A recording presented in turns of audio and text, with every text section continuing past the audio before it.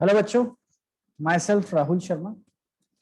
और जैसे कि आपने देखा होगा एपिसोड 1 और episode 2 line and plane in space का, उसी के कंटिन्यूशन में दिस इज एपिसोड नंबर 3। जो लास्ट का थोड़ा सा टॉपिक बचा लाइन चैप्टर का, वो हम इस एपिसोड नंबर 3 में कवर करेंगे।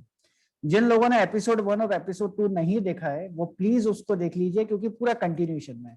एंड आई प्रॉमिस यू, आप एपिसोड 1, एपिसोड 2 और एपिसोड 3 अगर तीनों एक साथ देख लेते हैं तो आप किसी भी लेवल का क्वेश्चंस, किसी भी लेवल के एग्जाम में आप सॉल्व कर सकते हैं। चाहे जेई का पेपर हो, सीईटी का पेपर हो, बोर्ड का पेपर आपको बहुत ही सिंपल जाएगा, चाहे स्टेट बोर्ड वाले हों या सीबीएसई के बोर्ड वाले। ठीक है,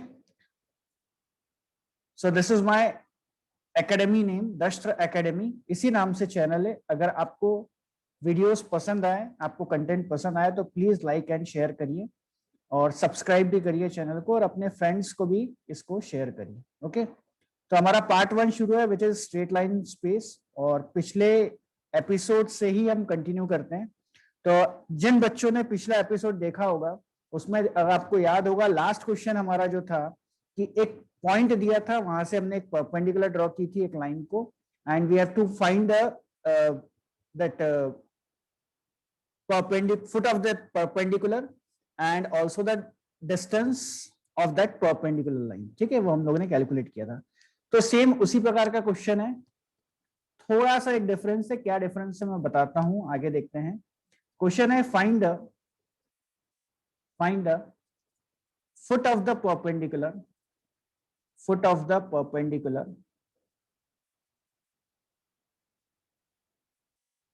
drawn from the point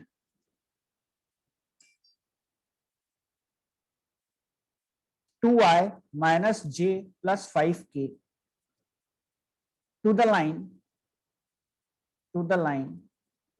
r bar is equals to 11i minus 2j minus 8k plus lambda times 10i minus 4j minus 11k। ठीक है, also find the length of perpendicular। ठीक, ऑलमोस्ट सेम क्वेश्चन है। फर्क सिर्फ इतना है कि पिछले क्वेश्चन में हमको जो लाइन की इक्वेशन दी थी वो कार्टेशियन फॉर्म में थी, और यहाँ पे जो हमको लाइन की इक्वेशन दी है वो वेक्टर फॉर्म में दी है। सिर्फ इतना सा फर्क है। तो मैं आपको दोनों ही टाइप के क्वेश्चन करा देता हूं कि अगर एग्जाम में क्वेश्चन वेक्टर फॉर्म में आए तो भी आप इसको देख के सॉल्व कर सकते हैं, और कार्टेशियन फॉर्म में आए तो पिछले वाले एपिसोड में आप वो क्वेश्चन देख के वहां से प्रैक्टिस कर सकते हैं। बाकी सब कुछ सेम है। सो द गिवन लाइन है, suppose this is the given line, और एक पॉइंट दिया हुआ है। Let us assume this point as point A. उस पोजीशन वेक्टर है 2i minus j plus 5k, and ये जो लाइन की इक्वेशन दी है जो कि वेक्टर फॉर्म में क्वेश्चन में दी है, हम इसको कार्टेशियन फॉर्म में लिख लेते हैं। तो कार्टेशियन फॉर्म में अब हम डायरेक्टली लिख सकते हैं इतना सारा पढ़ने के बाद। So this will become x minus 11/10 is equals to y plus 2/-4 is equals to z plus 8 divided by -11। Okay, and हमको ये जो परपेंडिकुलर ड्रॉ किया है, इस परपेंडिकुलर का ये जो पॉइंट है, this point is called as foot of the perpendicular which we have to calculate, और ये परपेंडिकुलर है। फर्स्ट थिंग, ये डी का कोऑर्डिनेट्स निकालने हैं। Also find the length of perpendicular, यानी ये जो एडी है इसकी लेंथ भी कैलकुलेट करनी है, यानी डी का वैल्यू भी कैलकुलेट करना है। क्लियर है? तो क्या प्रोसीजर था बच्चों? Let the equation of this line equals to lambda, जिससे अगर मैं एक्स वाई जेड जो कि मेरे डी के कोऑर्डिनेट्स हम अज्यूम कर लेते हैं, which is any general point on this line, तो यहां से x के कोऑर्डिनेट्स हो जाएगा x will be equals to 10 lambda plus 11, y will be -4 lambda minus 2, and z will be -11 lambda minus 8। Clear है? ये आ गए एक्स वाई जेड के, which is any general point on the given line. So हम assume कर लेते हैं point D. Therefore अगर मैं DRS ऑफ AD निकालूं तो DRS ऑफ AD क्या होगा? x minus 2, y minus -1, z -5, तो वो हो जाएगा दिस इज माई x, इसमें से 2 माइनस होगा तो 10 लैम्डा प्लस 9, दूसरा हो जाएगा -4 लैम्डा -2 प्लस 1 यानी -1, and finally -11 lambda -13।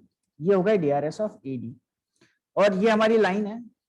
So DRS of line L is equals to, जो कि डिनोमिनेटर में होते हैं वो है 10 -4 -11, राइट। ये DRS ऑफ लाइन हो गए। और हमको पता है कि ये AD जो है परपेंडिकुलर है लाइन को, therefore DRS of AD dot DRS of line is equals to 0 होगा, दोनों का डॉट प्रोडक्ट 0 होगा। तो जब हम डॉट प्रोडक्ट करेंगे तो क्या हो जाएगा, 100 lambda plus 90 plus 16 lambda plus 4 plus 121 lambda plus 143 is equals to 0। Clear है? तो ये हो गया बच्चों 121 plus 16 137 plus 100 237 lambda is equals to 90 plus 143 233 plus 4 237, जिसका मतलब मेरे लैम्डा की वैल्यू आ गई 1।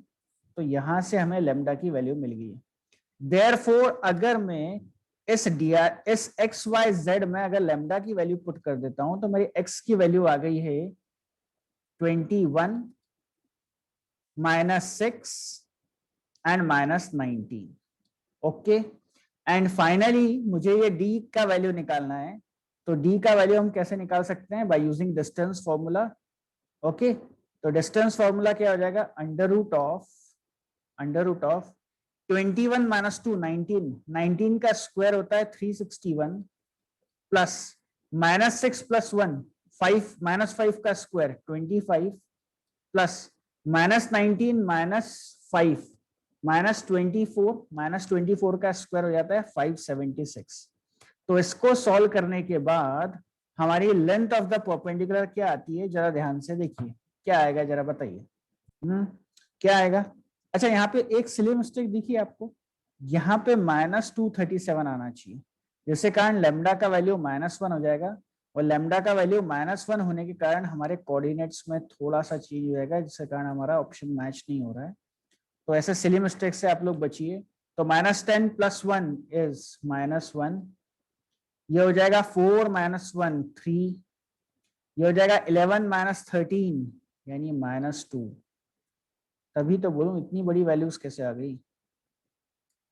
अब क्या हो जाएगा, -1 -2 -3 का स्क्वायर 9 3 + 1 4 16 -2 -5 49। ठीक, कितना हो गया आंसर, बोलो जरा। आया आंसर? आया किसी का? बच्चों यहाँ पे 1 होगा है ना, यहाँ पुट किया ना, तो -10 + 11 1 होगा। तो जिसके कारण ये हो जाएगा 1 - 2 1 3 + 1 4 का स्क्वायर 16 -2 -5 -7 का स्क्वायर 49 50 60 60। क्या बात है, आज बहुत मिस्टेक हो रही है। यहाँ क्या हो जाएगा, 4 - 2 ये हो जाएगा 2, और यहाँ भी चेक कर लेते हैं 11 - 8 ये हो जाएगा 3। ओहो, बहुत सारी सिली मिस्टेक्स हो गई।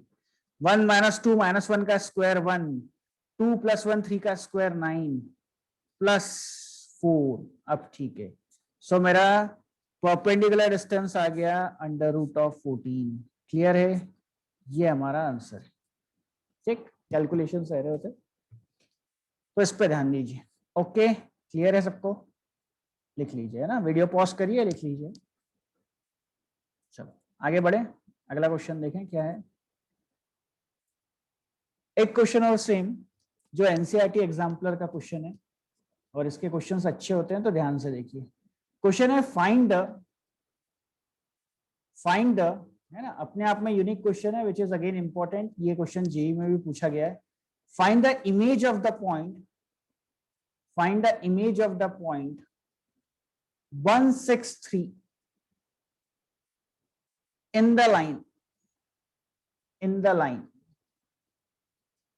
x by 1 is equals to y minus 1 by 2 is equals to z minus 2 by 3. इस पॉइंट का इमेज निकालना है इस लाइन पे. Also write the equation of the line joining the given point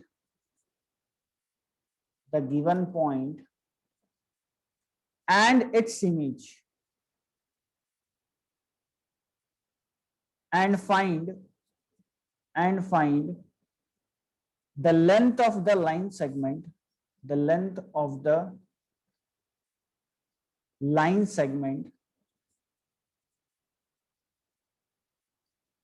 joining the given point and its image. Question पे लिख लीजिए video pause करके. इंपॉर्टेंट क्वेश्चन है क्योंकि हमें जगह थोड़ी सी कम पड़ जाएगी तो मुझे मिटाना पड़ेगा. क्वेश्चन क्या है देखो, find the image of the point.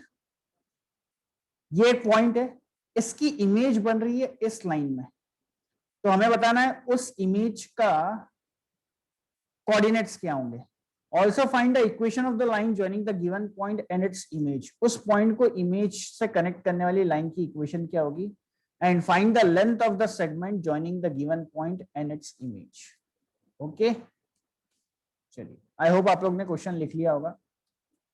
Video pause करके क्वेश्चन लिख लेना, है ना. ठीक है, करें शुरू.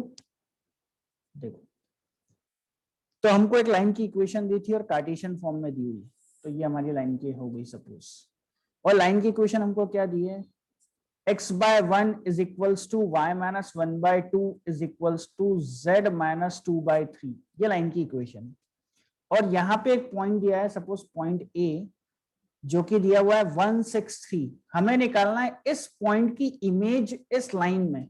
अब ऐसा समझो कि ये लाइन एक प्लेन मिरर है, और प्लेन मिरर में जो इमेज बनती है हमको पता है वो परपेंडिकुलरली, अगर जब मैं लाइन ड्रॉ करता हूँ, फिजिक्स में ऑप्टिक्स में आपने पढ़ा होगा, तो ये जो पॉइंट बी है ये इस ए की इमेज होगी. उसको हमने अज्यूम कर लिया suppose x1 y1 z1. We have to find the values of x1 y1 z1. Then we have to find the equation of this line AB and the distance between AB. तीन चीजें हमको निकालनी है. Clear. And ये suppose mid point होगा. Obvious सी बात है A और B का मिड पॉइंट पॉइंट C होगा, तो इस पॉइंट को हमने C अज्यूम कर लिया. अब कैसे सॉल्व करेंगे देखो, ये ऑलवेज परपेंडिकुलर होता है. ऑब्जेक्ट A को ऑब्जेक्ट मान सकते हो, B is the image of object. इन दोनों को कनेक्ट करने वाली जो लाइन होती है वो गिवन लाइन को हमेशा परपेंडिकुलर होगी, हमेशा, है ना. Property of optics. So let this be equals to lambda. तो यहां से x इक्वल्स टू क्या हो जाएगा, लैम्डा. y इक्वल्स टू क्या हो जाएगा, 2 lambda plus 1. And z equals to क्या हो जाएगा, 3 लैम्डा प्लस 2. ये जो एक्स वाई जेड है ये इस गिवन लाइन पे कोई भी जनरल पॉइंट होंगे, तो मैंने अज्यूम कर लिया वो है coordinates of C. Clear. Therefore DRS of AC क्या हो जाएगा, एसी का डीआरएस जरा देखना तो, x माइनस 1 यानी lambda minus 1, 2 lambda plus 1 minus 6 यानी minus 5, and 3 lambda plus 2 minus 3 यानी माइनस 1. डीआरएस ऑफ एसी आ गया. अच्छा, डीआरएस ऑफ लाइन, ये जो गिवन लाइन है इसके डीआरएस क्या है, इसके डीआरएस है 1 2 3. और हमको पता है इन दोनों का डॉट प्रोडक्ट क्या होगा, 0 होगा. क्यों 0 होगा, क्योंकि परपेंडिकुलर है पिछले क्वेश्चन जैसे. तो मैं डॉट प्रोडक्ट कर रहा हूं 1 इंटू दिस, तो 1 into lambda minus 1 as it is, plus 4 lambda minus 10 plus 9 lambda minus 3 is equals to 0 आ गया. यानी कितना हो गया, lambda plus 4 lambda, 5 lambda plus 9 lambda, 5 plus 9 is 14 lambda is equals to minus 11 minus 14 RHS में आएगा plus 14. therefore lambda का value आ गया 1. क्लियर है, lambda का वैल्यू 1 आ गया. जिसके कारण मेरा सी के कोऑर्डिनेट्स आ जाएंगे 1, यहां पुट कर रहा हूं, 3 and 5. C के कोऑर्डिनेट्स आ गए and C is the midpoint. Therefore C क्योंकि midpoint है तो मैं लिख सकता हूं 1 is equals to 1 plus x1 by 2, यानी x1 क्या हो जाएगा 2 minus 1. 3 is equals to क्या हो जाएगा 6 plus y1 by 2, यानी y1 क्या हो गया 6 minus 6, and 5 is equals to 3 plus z1 by 2, यानी यहां से z1 क्या हो गया 10 minus 3. Therefore मेरे x के कोऑर्डिनेट्स क्या हो गए बच्चों, x1 हो गया 1, y1 हो गया 0 and z1 हो गया 7. Therefore b के कोऑर्डिनेट्स हो गए 107. देख लें राइट है कि नहीं, 107 बी के कोऑर्डिनेट्स. हाँ जी बिल्कुल राइट है. क्लियर है यहां तक, बी के कोऑर्डिनेट्स निकालिए. यहां तक सबने लिख लिया, 107 है, ऊपर 163 है. ओके अब आगे बढ़ते हैं. हमको क्या निकालना है, equation of A B. So equation of line A B, 2 point है, वेक्टर फॉर्म में निकालना है. पूछा है वेक्टर फॉर्म में, इसने सिर्फ पूछा है write the equation of the line joining the points. Okay so r bar equals to, मुझे कोई भी एक पॉइंट चाहिए, ऊपर वाला पॉइंट है 165, तो I plus 6j plus 5k plus lambda times मुझे क्या चाहिए DRs of the line A B. DRs क्या हो जाएगा, क्यू का वैल्यू आया था 107, तो 1 माइनस 1 0 हो जाएगा, 6 माइनस 0 6j हो जाएगा, और 5 माइनस 7 माइनस 2k हो जाएगा. This is equation of the line A B. और क्या चाहिए, मुझे चाहिए ए बी का मैग्नीट्यूड, इस वेक्टर का डिस्टेंस, जिसको डी अज्यूम कर लिया है. तो ऑब्वियसली बात है मैं डिस्टेंस फॉर्मूला लगा सकता हूं. कितना हो जाएगा 1 माइनस 1 0 का स्क्वायर प्लस 6 माइनस 0 का स्क्वायर 36 प्लस 5 माइनस 7 2 का स्क्वायर 4, यानी आंसर आ गया under root of 40. Under root of 40. Clear है, देख लें एक बार राइट है क्या. अच्छा ऊपर वाला 3 था, ये पॉइंट 3 था. ओके तो 3 माइनस 7 4 का 16 हो जाएगा. 16 हो जाएगा तो कितना हो गया 36 प्लस 16 46 52, तो ये हो जाएगा under root of 52. Under root of 52. Under root of 52 को क्या लिख सकते हैं 2 root 13. Clear, so this is our answer. क्या बात समझ में आ गई, लिख लीजिए इसको. Okay now finally last topic. Last topic है टू फाइंड, इसमें 2 टॉपिक है. पहला जो है find the shortest distance between 2 skew lines. 2 skew lines, 2 skew lines के बीच का शॉर्टेस्ट डिस्टेंस का फॉर्मूला क्या होता है. अब हमको यह समझना है कि स्क्यू लाइन्स होती क्या है. तो ध्यान से देखो, अगर ये दो दिख रहे हैं, ये 2 पेन एक दूसरे को पैरेलल हैं, कभी इंटरसेक्ट नहीं करेंगे. अगर ये दोनों पैरेलल नहीं होते तो ऑब्वियसली बात है एक पॉइंट पे जाके इंटरसेक्ट हो जाएंगे. स्क्यू लाइंस मतलब वो लाइंस होती हैं जो ना कि पैरेलल होती हैं और ना ही इंटरसेक्टिंग होती हैं. ऐसी लाइंस जो कि पैरेलल भी नहीं होती हैं और इंटरसेक्टिंग भी नहीं होती हैं, उनको स्क्यू लाइंस बोलते हैं. तो क्वेश्चन आता है सर ऐसा कैसे हो सकता है, या तो पैरेलल होगी तो इंटरसेक्ट नहीं होगी, या नॉन पैरेलल होगी तो इंटरसेक्ट हो जाएगी. तो ऐसा हो सकता है बच्चों कि सपोज एक इस प्लेन में है और एक लाइन ऐसी है, समझ रहे हो, दिख रहा है ऐसे. अब ये 2 लाइंस ना तो पैरेलल हैं और ना ही इंटरसेक्टिंग, एक ऊपर से निकल गई ऐसे करके, एक यहां से ऐसी निकल गई, ना पैरेलल है ना इंटरसेक्टिंग है. Such lines are called as skew lines. So lines which does not lie in the same plane are called as skew lines, and they are neither parallel nor intersecting. Clear है? अब अगर मुझे 2D में दिखाना है तो ऐसा मान के चलो कि ये एक लाइन है और ये दूसरी लाइन है ना, ये इंटरसेक्टिंग नहीं हो रही है क्योंकि अलग अलग प्लेन में है. ये लाइन 1 है, ये लाइन 2 है। इस लाइन की सपोज इक्वेशन दी है, r bar is equals to A1 bar plus lambda B1 bar, और इस लाइन की इक्वेशन दी है R2 bar is equals to A2 bar plus lambda B2 bar. दो लाइन की इक्वेशन दी है। A1 बार क्या होगा, इस पॉइंट से लाइन पास हो रही है और इस लाइन का DRS है B1 बार। A2 बार क्या होगा, इस पॉइंट से लाइन पास हो रही है और इसका DRS है B2 बार, और हमको निकालना है इन दोनों के बीच का शॉर्टेस्ट डिस्टेंस। अब shortest distance is always perpendicular, भले ही आपको नहीं दिख रहा है बट 3D में जब इसको बनाओगे देखोगे तो ये परपेंडिकुलर होना चाहिए। We have to calculate this value, this distance. तो बच्चों इसका कार्टेशियन फॉर्म में भी फॉर्मूला होता है और वेक्टर फॉर्म में भी फॉर्मूला होता है। हमें याद रखना है, हमें सिर्फ कार्टेशियन फॉर्म का सॉरी वेक्टर फॉर्म का फॉर्मूला याद रखना है।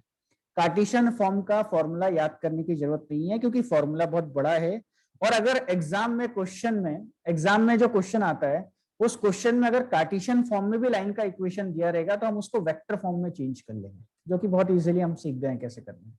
तो हम जो फॉर्मूला याद करेंगे वो वेक्टर फॉर्म में याद करेंगे। ओके, तो वेक्टर फॉर्म में, अच्छा क्योंकि डिस्टेंस निकालना है, डिस्टेंस इज ऑलवेज पॉजिटिव, तो मॉड में आ गया first thing, and the formula is B1 bar cross B2 bar, दोनों के DRS का cross product, dot A2 bar minus A1 bar, दोनों के पॉइंट के पोजीशन वेक्टर का difference, divided by mod of B1 bar cross B2 bar, divided by mod of B1 bar cross B2 bar, इसका magnitude.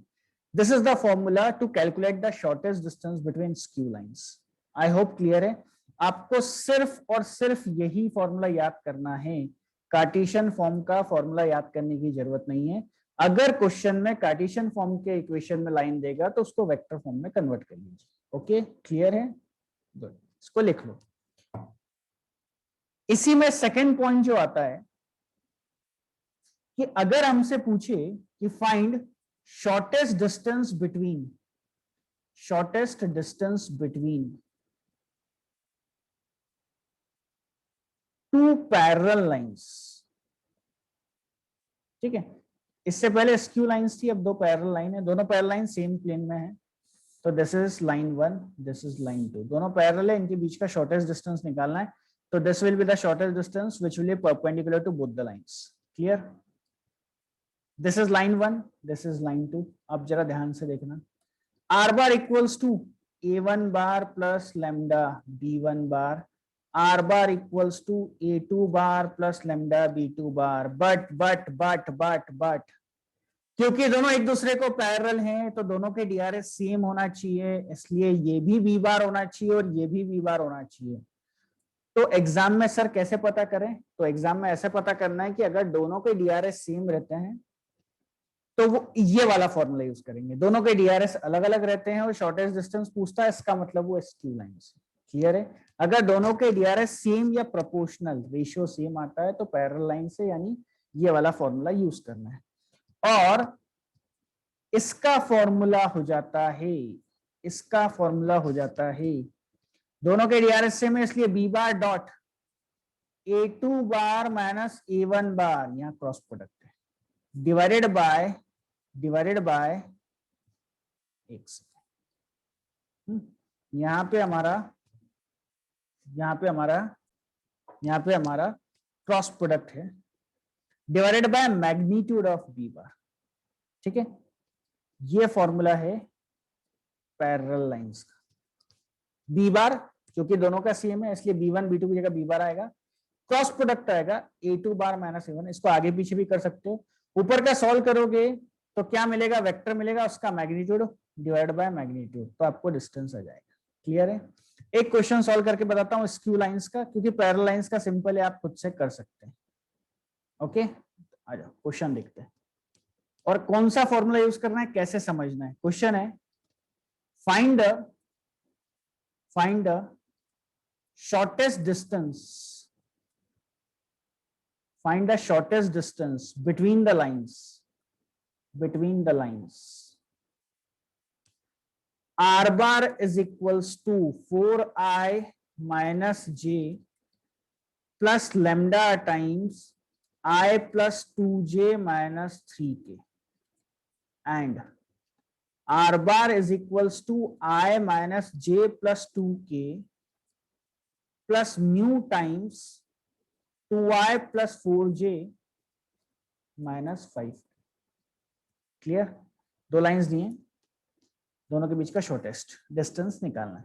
ध्यान से देखो, 1/2 but 3/5, therefore this two lines are not parallel, और अगर not parallel है therefore they are skew lines. और अगर skew lines है तो हमें फॉर्मूला फौरन क्लिक होना चाहिए। फॉर्मूला क्या है? मॉड के अंदर B1 bar cross B2 bar dot A2 bar minus A1 bar whole divided by magnitude of B1 bar cross B2 bar. Clear है? ये फॉर्मूला है। अच्छा, B1 बार क्रॉस B2 बार आप सब लोग सॉल्व कर सकते हैं, इसको जल्दी से सॉल्व करिए, मुझे आंसर बताइए। This is B1 bar and this is B2 bar, this is A1 bar and this is A2 bar। B1 bar और क्रॉस B2 बार को डिटर्मिनेंट से सॉल्व करेंगे और आंसर बताइए कितना आ रहा है दोनों का, है ना? जिन जिन का आंसर आ गया आंसर टैली कर लीजिए। क्या ये आंसर है? 2i minus j plus 0k, ये है B1 बार क्रॉस B2 बार।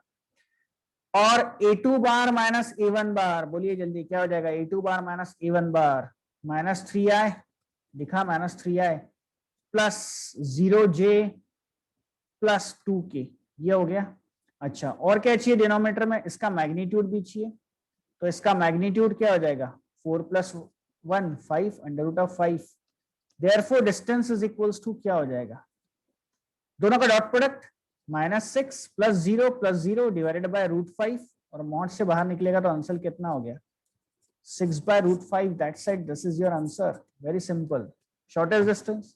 पैरेलल को तो आप कर ही सकते हो, A2 बार माइनस A1 बार करना, उसका क्रॉस प्रोडक्ट कर देना B बार के साथ divide by magnitude of B बार। अगर रेशियो सेम होता है, जैसे 5 की जगह अगर 6 होता तो पैरेलल का फॉर्मूला लगाते हैं, क्योंकि 1/2 और 1/2 हो जाता, बट यहाँ 3/5 आ गया इसलिए स्क्यू लाइंस हो गई। क्लियर है? शॉर्टेस्ट डिस्टेंस कैसे निकालना है। So this is the last topic of the lines.